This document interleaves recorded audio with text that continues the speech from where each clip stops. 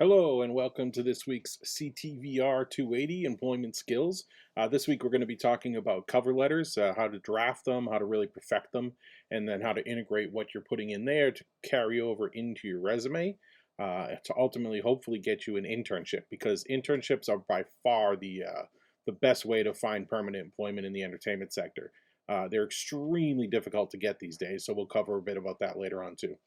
This is week 2.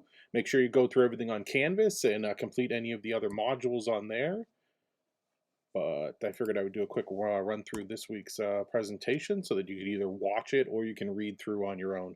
You're obviously just going to get a little bit more from me talking through the bullet points rather than just, sliding through and clicking on all the slides. It is a bit awkward to me that this class is a fully online class, fully asynchronous at that. I'm trying to make the videos as interesting as I can for you. So give me some feedback if you are enjoying them or would like me to change some things up, because it is awkward just talking into the abyss without any feedback from students. Again, I'm Angelo Ford. I am your professor. I have an MBA and an MFA. Currently teaching about 10 classes here between Saddleback and Pasadena City College. Really enjoying it. I really enjoy this class, and I hope it leads to some employment for you, and then you're able to provide feedback and carry that on to other students. As always, you're welcome to follow on my letterbox, click into the recommended films, connect with me either on Instagram, Twitter, or TikTok as film_professor, or just film professor on TikTok there. Various ways you can get a hold of me. The best is, I got to correct this slide right there. You know what? I'm going to correct it right now as I'm talking. I copied it from my Pasadena slides. My address is actually aford at saddleback.edu. Just plain like that. That is the best way to get a hold of me if you do need to get a hold of me. You can also get a hold of me on Canvas directly, if anybody uses that. I primarily do use that myself, actually, so that's a really great way to get a hold of me. There we go. We'll fix that real quick. Yeah, that's pretty much that for that slide. Again, if you do need to get a hold of me for any reason, feel free to do so. Canvas or email is a really good way to get a hold. And I try to answer them within 24 hours, but life sometimes gets in the way, so I will do it as soon as I can. First take today is industry ready resume. You may already have a resume. You may already have gotten jobs, applied for jobs in the past. And your Hollywood resume, your entertainment resume, whatever it is you want to call it, it's going to be the same as what you've always done. You're just trying to adapt it in slight ways to really present you in the best way possible and highlight your accomplishments and entertainment-focused items.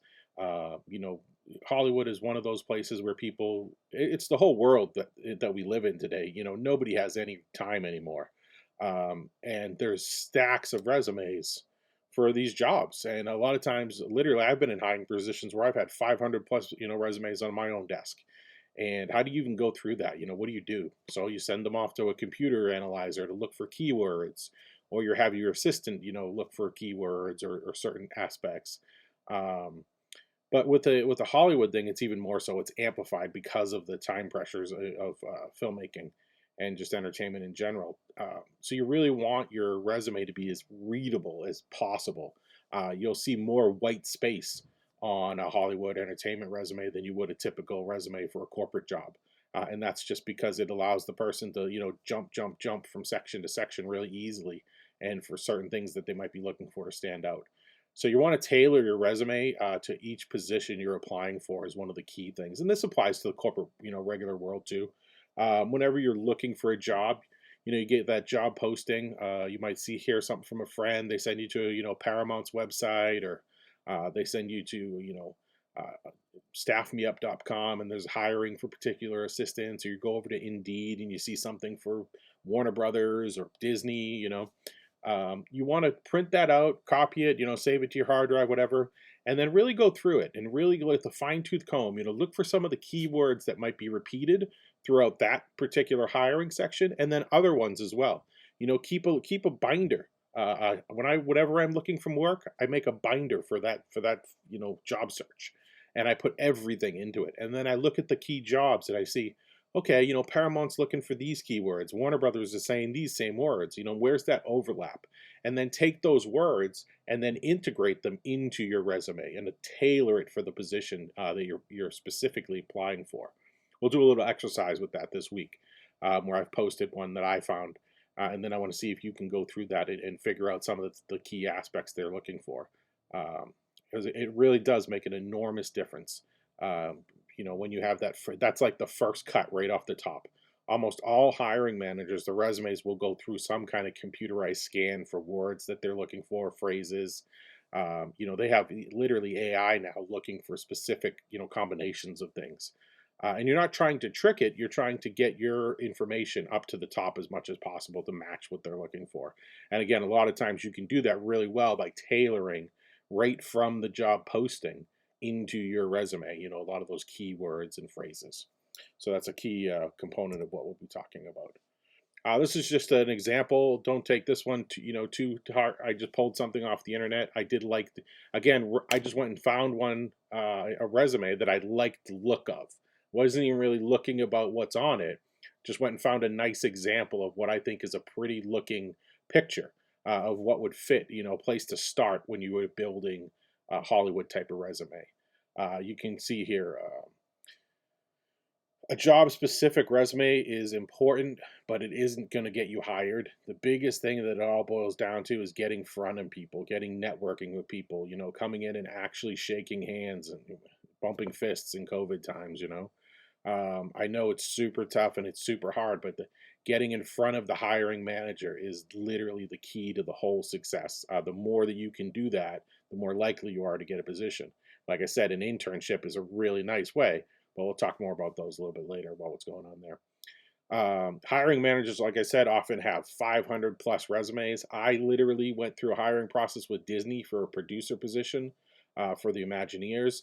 There were over 5,000 applicants that applied for the job. It showed you right on there how many people have applied for it, over 5,000. I went through a hiring process for 6 months. It came down to about 12 people that went into Disney and interviewed in person after months of doing Zoom calls and, filling out forms and asking questionnaires. About 12 of us actually got to go into the building and get interviewed after them sorting from 5,000 down to 12 over about 6 months. It narrowed down to 3 people for 2 jobs. One of the jobs was in Disney World in Florida. One was here in California, and that was it. And there were 3 people that were applying for them that were left to fill them.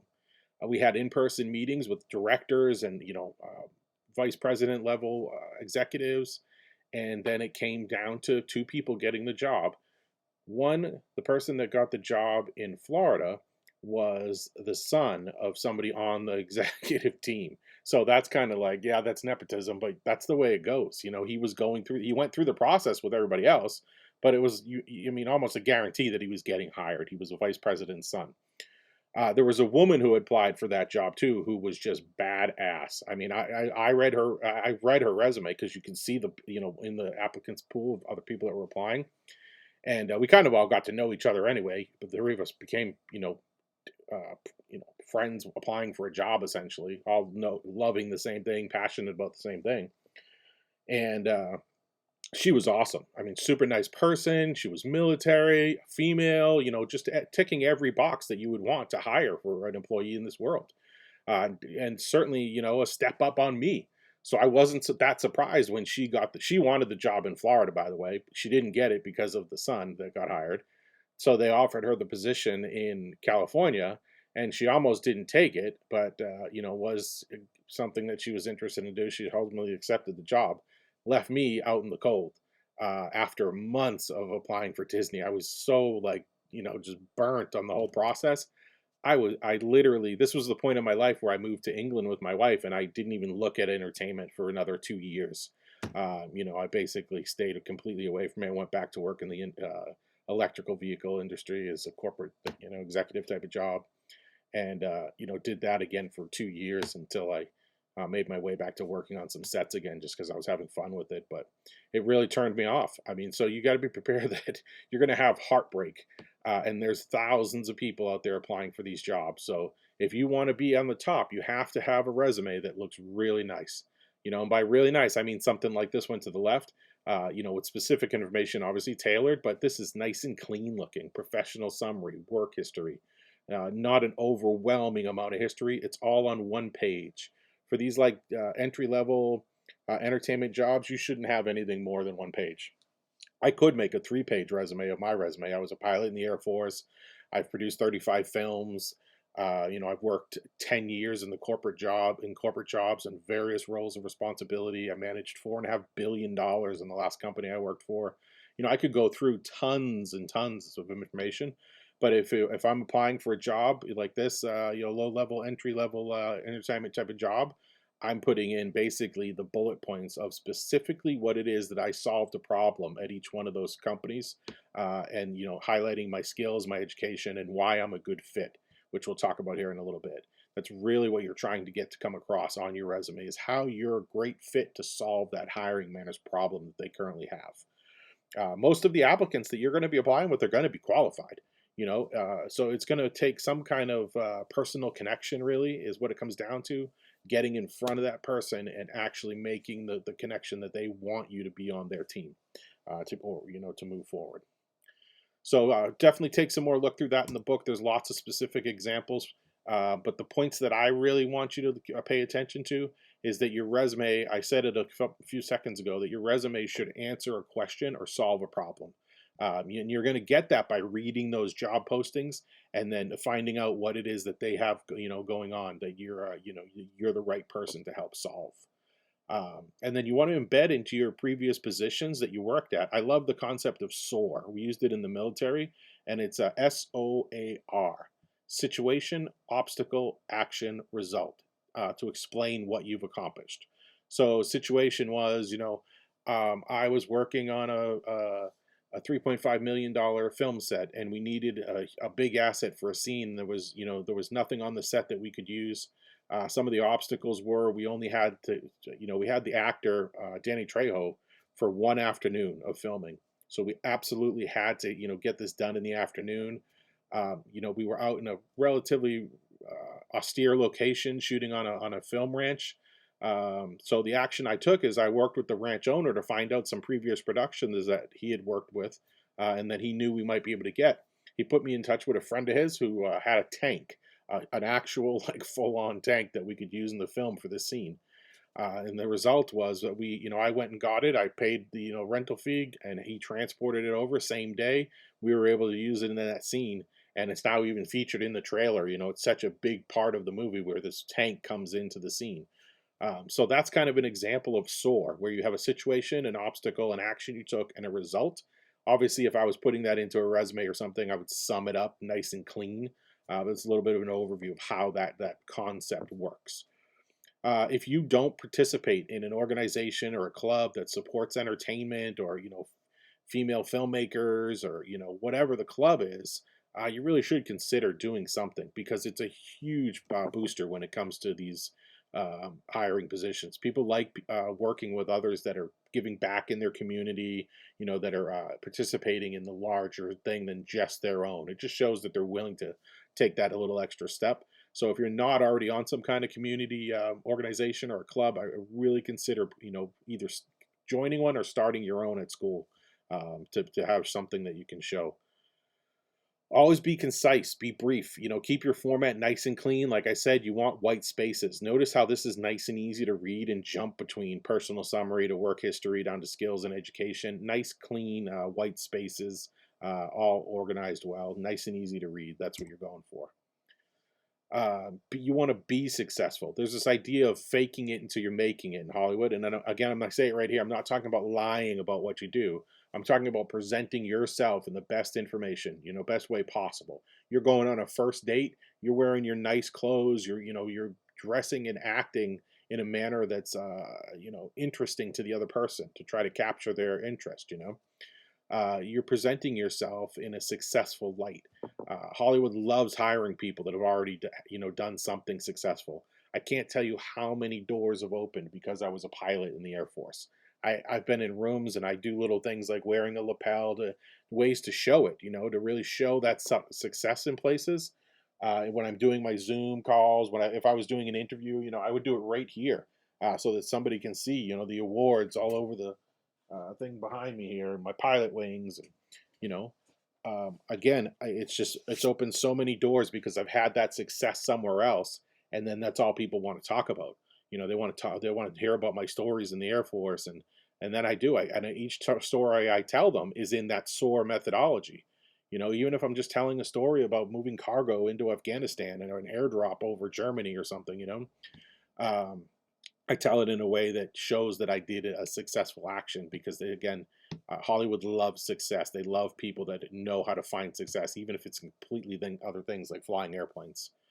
So you might not be a pilot, but maybe you served in the military, or you were in you were in band, and you had this massively successful troop that you went out and won all kinds of awards. You want to show that you have achieved that on your resume in any way you can, whether it's within the jobs, in your skills, or any way to show that it is. Even if it's like you won a film festival, integrate that in, and present it in a light that makes you look great. Keep it clean, represent the best version of yourself. You really want to attract that interest. Definitely do the chapter 4 exercise. I want you to do all exercises in the book if you can. I'm not grading them, but I think if you're looking for a job, they're really going to help you a lot. Chapter 4 is a really good one. It's page 40. There's an exercise of going through, and if you haven't already made a cover letter or a resume, go through and make the objective. What's your objective? A lot of times, it may or may not help you, as it says in the book.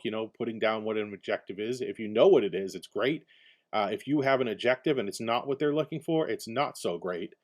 You're usually better off with no objective, if unless you know what it is they're looking for. But it's good to practice writing them out and what you think that they're looking for, and trying to tailor your resume to fit that. Your interests and pursuits, make them nice and clean, like on that example I just showed you. Same thing with your skills, particularly the skills that are applicable to filmmaking or the job that you're getting hired for. Are you editing? Are you a videographer? Organizing schedules and budgets. What is it? Make sure that you're highlighting those skills that you have on there, so the hiring manager can see. Save all of that. We'll use it in another exercise. You'll see an exercise posted in Canvas that I want you to do. You'll use that kind of information in there on your cover letter, which is our next point here: the Hollywood cover letter. A great cover letter can skip the whole process of literally even somebody looking at your resume. I've been hired on cover letters alone. The job that I got in Pasadena, I wrote a great cover letter. They called me up for an interview without even looking at. She's like, literally told me they didn't look at my resume, that the cover letter was interesting, that they really wanted to hear from me. And a lot of times that'll happen, and it's great. That's exactly the response that you want. And it really can be that tool for you. So make sure you're taking the time to do it to really well. The book highlights that your cover letter is like your movie trailer, and I absolutely agree with that. Think about a movie trailer. You're going to see a movie, and you watch the trailer, and you're like, "Oh, I definitely want to see that." It really grabs your interest and hooks you. So you want to do that with your cover letter. You want it to be a nice, concise, efficient overview of who you are. You want it to entice your reader. Nice, impressive cover letter. It sets the stage for everything else that's going to happen. Whether they read your resume or they just give you a call and say, we want you to come in. You're really building that foundation with your cover letter. You can demonstrate your attitude. Properly crafted, it'll show that you have the right attitude for the job, that you know how to look up, what it is they're interested in and why they're looking to hire somebody. And, you're showing why you're the right person for that. Make sure you go through and you check all those boxes. Again, they're always read first. It's your first impression. Use that opportunity to really put yourself in the right light to be hired for the position that they're looking for. When it comes down to your cover letter, the book does an awesome job. Really go through that book, but spend the time on your introduction. Formal introduction there of who you're sending it to. If you can get it direct, find out who the hiring manager is directly, and you can send it to them. That's always best. You want to show them what you can do for them.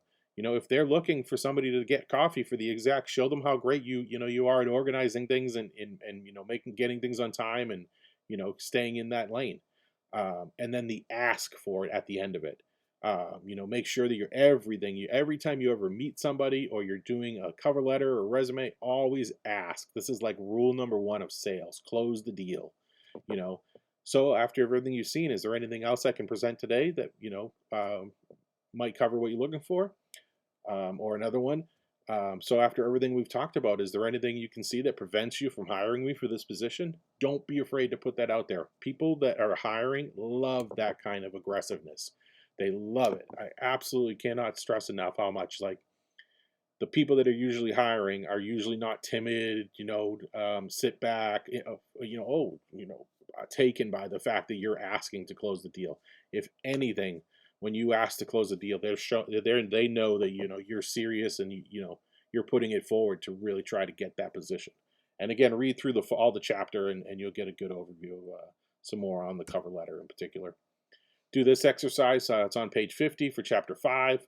It's going to have you draft a full letter, and then I want you to take that cover letter and then draft an abbreviated email. Again, you don't need to submit it to me. It's just for your own benefit. But take a full cover letter and then show how you would break that down into just a concise email response that you might be sending back to somebody. You want to keep it way more brief.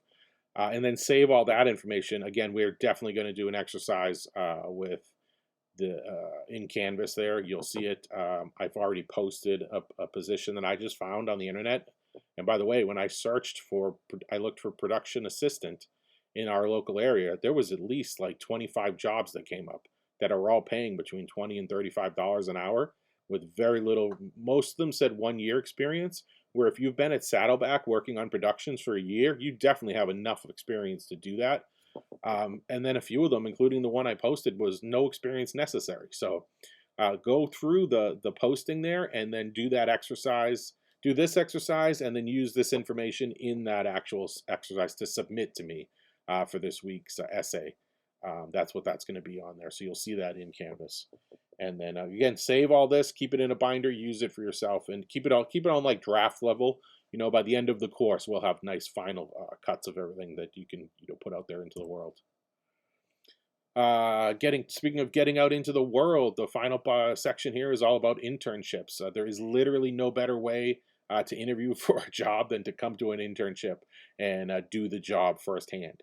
And when you get out there, like I said, it might be a lot of times on these assistant PA positions, you're literally getting coffee or your favorite drinks for the actors or for an agent. Helping organize papers, making copies, making, reading. Maybe they'll let you read a script every now and then, type of thing. Totally depends on what the internship is. But do that job. Don't try to think it's more than that and be pitching to the agent, your scripts, which we'll talk here in a second about as you're going through. It is really the best path in employment, really for any job. It doesn't even matter for entertainment, but in entertainment in particular, it is massive. It can be super, super hard now. A few years back, there was an incident with Black Swan, the movie, and Fox Pictures. The interns sued Fox, and they won, and it literally destroyed internships in Hollywood. It's great for them because they really, that group, they really were taking advantage. They alleged they were taken advantage of. A court agreed with them, and they really made out, but it really destroyed internships as we know it. Instead of it like fixing the problem, it just, the corporate reaction was, okay, we just won't do those anymore. So now there's like paid internships, and they're almost impossible to get unless you know who's the actual hiring manager or it's your uncle or aunt. But if you are fortunate and want to land one, to stick to the assignments that you are given. I mentioned it earlier. If your job is to get coffee, get coffee. Do that. Do the best you can at it. Make sure that it's nice. That's the way they want it. It's organized. You're not spilling it. You're always on time. You're always early to be there. You're staying late. You're doing all of that to really put your full foot forward. And the book goes through some great points about like when is a good time to ask to maybe move to a different department. And I do agree with this as well. Usually when by the time the boss knows your name well enough and starts saying, "Hey, Angelo, do you mind picking up 2 more coffees? We got some more people coming in this afternoon."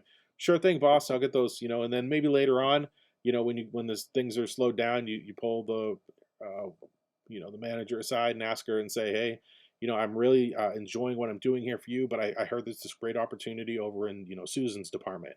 and she's looking for somebody to help out with art design. And I'm an art major, and I would really love to do that. You present it in that light, and I'm more than willing to come back here if there's anything you need me for. But I'm wondering if I could maybe switch departments.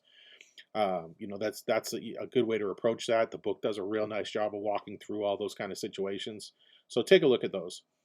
Always try to get a position, even if it's a PA position, a production assistant in an actual department that you're interested in. Don't just get it in, the whatever producing office, unless you want to be a producer. Try to get it in directing or cinematography in the actual realm that you're interested in, and explore different things. This is definitely the time to do that before you actually get committed down into a particular path. Try out different things. When it comes to finding internships, you're not going to get it like Mr. Film Professor here, just lying on the couch, waiting for it to happen. It doesn't. It does not happen. Just wait. Literally, the only friends I have that it happens to like that, they are billionaires, and their cousin owns a studio, or their aunt owns a studio, and they get to come out onto a production, and somebody really likes what they're doing, and then hires them for something else. For the other 99% of the world, you've got to find the jobs. You've got to find the internship. Find. And you find them by reading the trades. Things like Variety, Hollywood Reporter. There's a great website, staffmeup.com. Whatever you can find, whatever, going on, Chapman's website and seeing what's going on up there in their community, USC's website. Talk to friends, talk to producers, really put your networks out there. In the marketing business world, in the MBA world, we talk about casting nets. You've got a big fishing boat, and you're casting all these different nets out in different environments trying to get the fish. And you're not going to do that without actually trolling the ocean and doing that constantly, rotating through those different avenues. Another great one is volunteering on school film sets. I did this personally when I was looking to transition originally out of corporate world into film. I volunteered on sets at Chapman, and I got so much interest in it that I decided to actually go to Chapman after working on some sets. But working on those with other students, I learned so much information about other opportunities to go work on. I learned about the whole process of like what film school was. So there's all kinds of great learning that you can do. Don't be afraid to give some time, a couple days, even if it's unpaid, working on a student set that you're getting some really good insight and experience in, and they're connecting with you other people. You always have to remember that on these bigger sets like USC, UCLA, they're hiring professionals to work on there. It's not just students. So a lot of times you'll start talking to the makeup artist, and she's like, "Oh yeah, I'm going on to this great movie up in Pasadena, or I'm flying up to Vancouver to go work on this really cool big budget, Hollywood movie, Marvel movie, You only do that by actually getting out there. So USC, UCLA, Film LA, we've got all these great options right around us, and they're always making student productions. I know firsthand, I was at Chapman, and on any given week, there was at least 3 or 4 student productions going on a short film all year long. And they're constantly looking for help to, people to be grips, electricians, all of the help support jobs, PAs, all of them that you can think of. And it's a great way to get experience. And again, you'll ask them when you're doing it, go to their boards, go to where their meeting rooms are, look on the boards that are there for what's being posted for internships. A lot of times you'll find tons of stuff up there. I teach at Pasadena, and I know I just saw one the other day that we have a TV internship for the TV Academy, that they're looking for a bunch of students from Pasadena to volunteer for. So you can volunteer for those as well. You can take a class in those if you have to be a student at Pasadena. Enroll in a class, and then you can apply for that internship. Do whatever it takes to get yourself in there. Just an overview of these 3 chapters. Basically, what you're looking at is to research positions, look for the key similarities, tailor your cover letter using those words, tailor your resume using that information, and then find internships that are a really good fit. That's an overview of chapters, I believe, 4, 5, and 6. Make sure you do that reading. Make sure you check out the Canvas modules. Like I said, there is an exercise due there that'll be due next Sunday. Just do that this week and get it done, and we'll be on track. Shoot me an email if there's any questions or concerns. Otherwise, I hope you all have a great week. Talk to you soon.